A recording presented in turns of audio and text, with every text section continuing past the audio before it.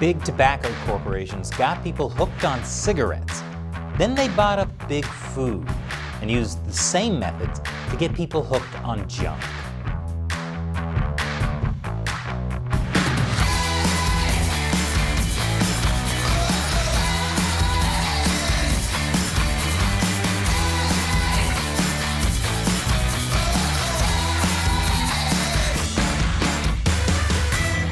Welcome to America Uncovered. I'm Chris Chappell. Americans love to smoke tobacco, from doctor-recommended Camels to cowboy-recommended Marlboros. But too much smoking can lead to a lot of health issues, for example, death. Big tobacco had to do a lot of damage control from bad PR as more and more scientific studies linked smoking to lung disease and cancer. In January 1954, the nation's top tobacco executives signed a frank statement to cigarette smokers. The statement said, "We accept an interest in people's health as a basic responsibility, paramount to every other consideration in our business." Right. It's like McDonald's announcing they support a nationwide weight loss campaign sponsored by the Quarter Pounder with cheese and an ice-cold Coca-Cola.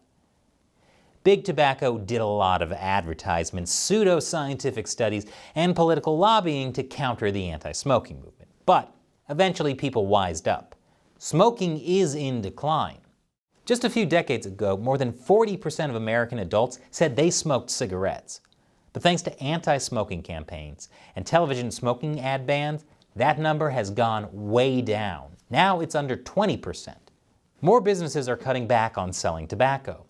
With large American tobacco companies, aka Big Tobacco, losing sales, they realized it was time to move on to more profitable industries. So, they bought Big Food.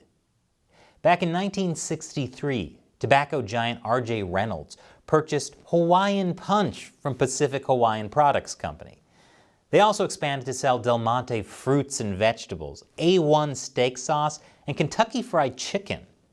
In 1985, R.J. Reynolds also bought Nabisco Brands, Inc., a cookie manufacturer known for products like Chips Ahoy, Ritz crackers, and Oreo cookies. Altria Group is the parent company of tobacco company Philip Morris. Altria acquired Kool-Aid and Jell-O from General Foods in 1985. They also acquired Kraft Foods in 1988. With it came products like Capri Sun and Tang. Altria Group eventually bought Nabisco from R.J. Reynolds in 2000. Now, in the years since, many of these companies have split off their food business from their tobacco businesses. Investors weren't too thrilled to mix food with something as controversial as tobacco. For example, KFC was sold to PepsiCo and then later Yum Brands. And Oreos were sold to Carnies and got deep fried.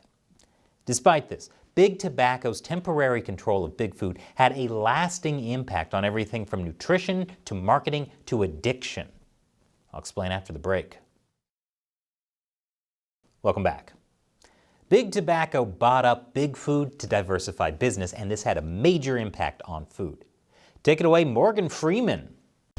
Big Tobacco took the billions of profits they made from generations of addicted smokers and invested in something more family-friendly. Something that could have a big effect on our future. Something that we consume every day. The food we eat. Using the same tactics they use to promote tobacco, food companies set about peddling the entire planet a diet of processed goods, loaded with chemicals and additives, masquerading as food. Big Tobacco was especially big on promoting sugary drinks. Too much sugar can lead to health issues like heart disease and obesity. Not that Big Tobacco was too concerned. Tobacco executives were more concerned about getting customer loyalty at an early age. As you can imagine, the same guys who got people addicted to cigarettes for decades didn't have any ethical concerns about getting children addicted to sugary foods. Hawaiian Punch used to be marketed as an adult cocktail mixer. That changed when R.J. Reynolds targeted children by advertising Punchy, the mascot, on everything from TV ads to lunchboxes. R.J. Reynolds also marketed child-friendly cans and juice boxes.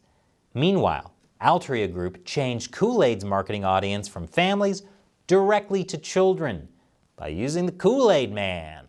Oh yeah! They also launched collaborations with branded toys like Barbie and Hot Wheels. And they took the tobacco incentive programs that had helped them build a following with smokers and used that same concept to develop a children's Kool-Aid loyalty program. Developers called it our version of the Marlboro Country Store. Similar child-focused marketing strategies were also implemented with Capri Sun and Tang. The industry claims that the tobacco-inspired marketing strategies aren't actually targeting children, but it's pretty obvious that wasn't the case. Even after the tobacco companies sold these brands to food and beverage corporations, many of the product lines and marketing techniques designed to attract kids are still in use today. According to researchers at the University of California, San Francisco, the marriage of tobacco and sweet beverages was more than just marketing. Executives in the two largest U.S.-based tobacco companies had developed colors and flavors as additives for cigarettes and used them to build major children's beverage product lines. In the 1960s and 70s, R.J. Reynolds conducted taste tests with children and mothers for Hawaiian Punch. They prioritized what children preferred.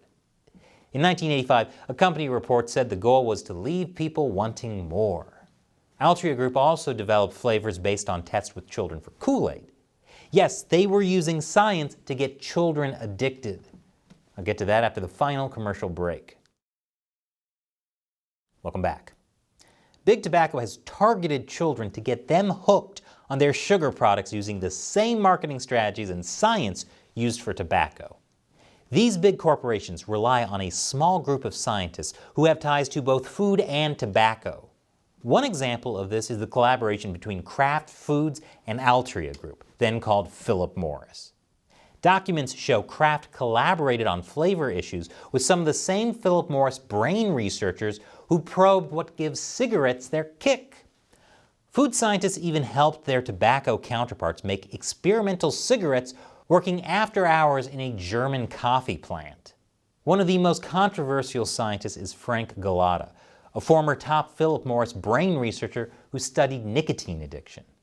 He conducted brain tests at a secret Philip Morris lab in Germany and collaborated with Kraft scientists to discuss how the brain processes flavor. Another controversial scientist is Joseph Borzelica, an active food safety consultant. He had also served as a scientific consultant for Big Tobacco. According to a 1984 R.J. Reynolds memo, Borzelica had been secured by the tobacco industry to represent our position. His role was to be the main spokesman if scientific issues were raised by the public. And in 1995, Philip Morris hired Borzelica to perform consulting services related to all aspects of tobacco processing and cigarette manufacture. They also had him serve as a member of Philip Morris's Scientific Advisory Board. Getting him was a huge win for Big Tobacco.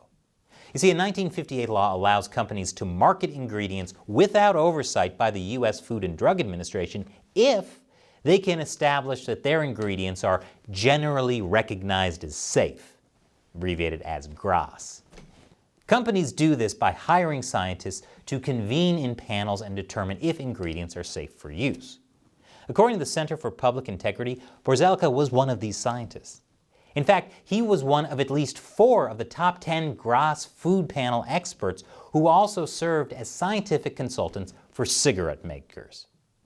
Now, being a GRAS panelist means you have a lot of credentials and experience, but it's pretty hard to stay impartial if you're getting paid to approve your employer's products. Since the mid-2000s, Big Tobacco has mostly separated from Big Food. That's because, like I said, it was pretty bad PR for those two things to be combined. But the legacy continues. The food industry still uses Big Tobacco's marketing and addiction strategies. And Big Tobacco's not gone either. They're just pursuing other opportunities, like e-cigarettes, which is ironic considering that e-cigarette companies market themselves as a healthier alternative to tobacco. Back in 2018, Altria bought a 35% stake in e-cigarette maker Juul. But both the tobacco and e-cigarette industry are under heavy scrutiny, especially over controversy surrounding teen smoking. In response to public outcry, Senate Minority Leader Mitch McConnell introduced a bill in 2019 to raise the national smoking age from 18 to 21. The bill became law at the end of 2019. It's known as Tobacco 21, although its implementation is still delayed by the FDA. But here's the weird thing. This bill was supported by Big Tobacco. While Tobacco 21 sounded like a victory for public health, many fear that Big Tobacco is using it to block other, more proven measures to reduce teen smoking.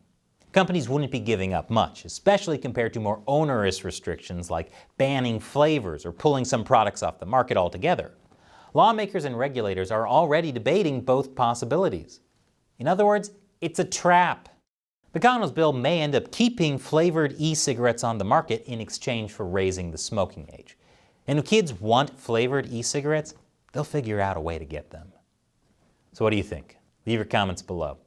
And if you like this show, remember that we rely mainly on direct support from viewers like you. Please visit our new Locals community at americauncovered.locals.com. Become a supporter and help us keep making great episodes. The link is below. Once again, I'm Chris Chappell. Thanks for watching America Uncovered.